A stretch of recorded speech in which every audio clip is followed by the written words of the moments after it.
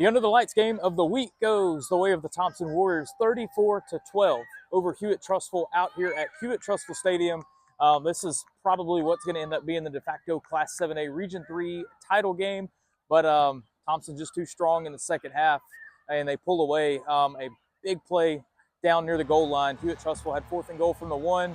That turned into a Thompson touchdown, pick 6 going the other way, kind of changed the tide of the game, and Thompson pulled away over the last, quarter and a half of the ball game. So Huskies run as the number 1 team in Class 7A in the Alabama Sports Writers Association poll will be a little bit short-lived, just the 1 week. But hey, the first time the Huskies have been the top-ranked team in their class since 1991, which is, far before any of the players on this team were ever born. So a really cool deal for the Huskies to get that number 1 ranking, to have a big-time environment out here at Hewitt-Trussville Stadium tonight. But they'll pick up the pieces. They'll go to Prattville next week. And I have no doubt that Hewitt-Trussville will have plenty of better days ahead this season. Thompson's a tough one. They've been so hard to knock off the last nearly a decade now, the way that Mark Freeman has had that program rolling, and Trent Seaborn at quarterback for the last 4 years has been so good. So we will dive into all of the other games here in just a moment to wrap up Week 7 on the Under the Lights podcast presented by KEYSYS. Let's dive a little bit more into the game of the week that Thompson wins 34-12 over Hewitt-Trussville, joined by Jeff Allison of Alabama 7A football. Jeff, it seemed like Thompson really came out of that halftime locker room ready to make a statement, and boy, did they. Yeah, they did. And, the crazy thing about it was a defensive play that really turned it around. To me, Hewitt-Trussville was driving, getting ready to take the lead, and that defensive touchdown Tab took it 99 yards for the score. A huge play for Thompson. Yeah, it's crazy how one play can seemingly change a game, and I don't know that 34-12 really tells the full story of this game, because like you mentioned, Hewitt-Trussville's first drive of the third quarter, they were hoping to go down and take the lead. Josh Floyd told me after the game he probably, in hindsight, wishes he would have taken the field goal there, tie the game up, and see where it goes from there. But when it comes to this Thompson team, Hewitt-Trussville took over the number 1 spot in the 7A Alabama Sports Writers Association poll this week. I know not number 1 in your poll, but from what you've seen so far, we've got Hewitt here, we've got Thompson here, who's been ranked in that top 3 all year. Central Phoenix City with another big win on Friday night. Is this Thompson team the best one in 7A to you? Right now, I think they are. I have not seen Central yet, which is kind of surprising that I haven't seen them yet. Yeah. But I just think overall, Thompson would be my number 1, and Central would be 2. I just think that they're, as long as you got Trent Seaborn back there, it's like tonight, in this game tonight, they didn't go deep at all. Right. They didn't run the ball at all, but Trent was just back there picking apart 5, 10, 15 yards all game long. And, the Warriors, they can do that. Yeah. And their offensive line gave him enough. That was the key I was really coming in here thinking about is, can the Warriors offensive line keep, Seals and them at bay a little bit, putting pressure on. And I thought Thompson did a good job with Trent. To me, like I said, those short passes, Thompson had their way. It really seemed like, this Hewitt-Trussville defense has been so dominant, not only at the start of this year, going back to last year, but those quick passes just seem to neutralize any effect that really good defensive line could have.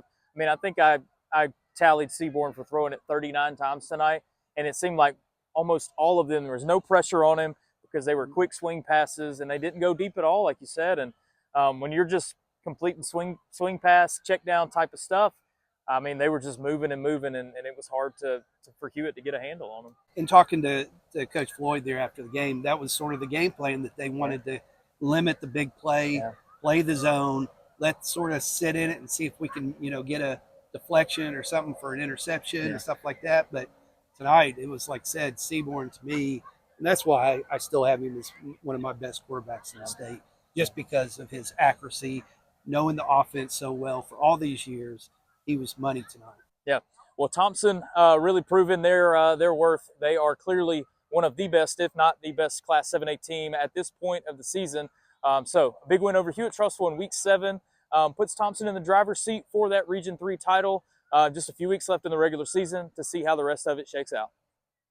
All right, let's put a bow on Week 7 of the high school football season here on the Under the Lights postgame show presented by KEYSYS. We've already talked about Thompson's win over Hewitt-Trussville in the Under the Lights game of the week. So let's talk about a few of the other games across our area tonight that we covered. Follow All Things Under the Lights. We've got a link in the description of this video that'll give you all the options. You need to sign up for the Saturday morning newsletter. Find all of our stuff on social media and on our websites.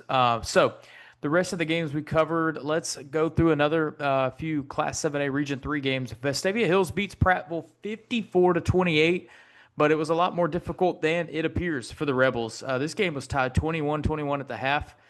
Back and forth they went, and Vestavia, they put the ball in the hands of Charlie Taff at quarterback and let him take care of the rest. Charlie Taff had 5 total touchdowns on the night, 3 through the air, 2 on the ground. Some other big performances on that offense. Carson Purdy, 145 yards on the ground. Luke Stubbs went over 100 yards through the air. So really good win for the Rebels. That's going to be big when it gets down to crunch time in the region standings. Another Region 3 game, Hoover runs away from Oak Mountain, wins 48-21. You know, we made such a big deal about Hoover being kind of that slow starting team and just can't quite get going in these games, but they got going quick in this one.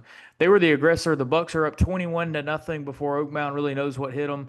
The Bucks scored 3 times on defense, and that deserves a shout out. Trey Sanders, Joe Johnson, Justin Hartley, all scoring on defensive touchdowns. CJ Calley, the running back, has been banged up early on this year, but he is getting healthy. He scores twice on the ground for the Bucks as well.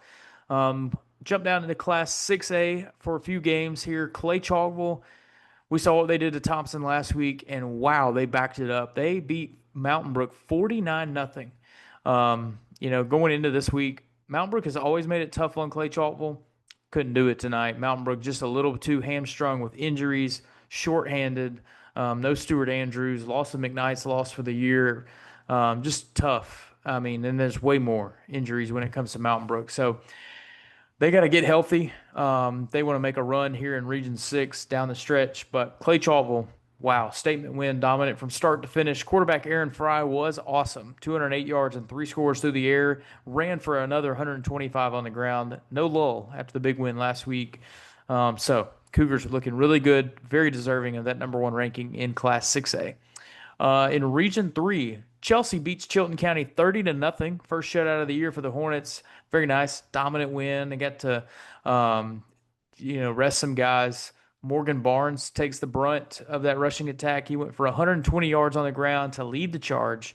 Nice matter-of-fact win, that passing game. Logan Strunk, I think, only let a few balls hit the ground. So good win for Chelsea. Also in that region, Spain Park beats Pelham 42-7. There was kind of some talk going into this game that this might be a little bit of a competitive contest. It was not. Spain Park scored on its first 5 drives, and the route was on over a very much improved Pelham team this year. Let's see. Let's move over to Region 5. Homewood beats Gardendale 42-9. Good to get back on the horse for Homewood after that crazy loss last week against Mountain Brook. Davis Griffin, Chappie Chaplow both score a pair of rushing touchdowns. Caleb Carson throws for 215 yards. A lot of things that it doesn't seem like Homewood maybe played their cleanest game, but they were dominant as well. Good matter-of-fact win for the Patriots to get to 6-1 on the season. And finally, Corner beats Briarwood 42-27. This Briarwood team 2 tough losses. Got off to a slow start, never could quite get it back going again. Corner's rushing attack was lethal, went over 250 yards on the night. For Briarwood offensively, there are signs. Charles Dedman threw for 246 yards and 3 touchdowns, but you got to limit the turnovers. Sam Canale and John Campbell both get over 100 yards receiving on the night. So there's some things to like about this Briarwood offense progressing throughout the year, but defense did not have a good night, and they will have to get back to it. And also in Class 5A Region 5, don't want to forget on Thursday night, Winona beats John Carroll 33-14. John Carroll, that playoff, it's going to be an uphill battle for them at this point after that loss a night ago. So those are all the games that we had in Week 7. It was a quite an entertaining slate. If you're looking ahead to Week 8, a handful of Thursday games. We got, I think, 3 Thursday and about the same on Friday. So a lot of the Under the Lights teams are matching up against one another. And we're going to have a mix of Thursday and Friday games next week. So double the fun. A couple of nights of high school football coming next week. But with that being said, really entertaining week in the books. Be sure you're signed up for the Saturday morning newsletter. You get all of our coverage in your email inbox on Saturday morning. But as for this episode and this week of the Under the Lights postgame show presented by KEYSYS, thanks so much for watching and tuning in. We will catch up with you next week.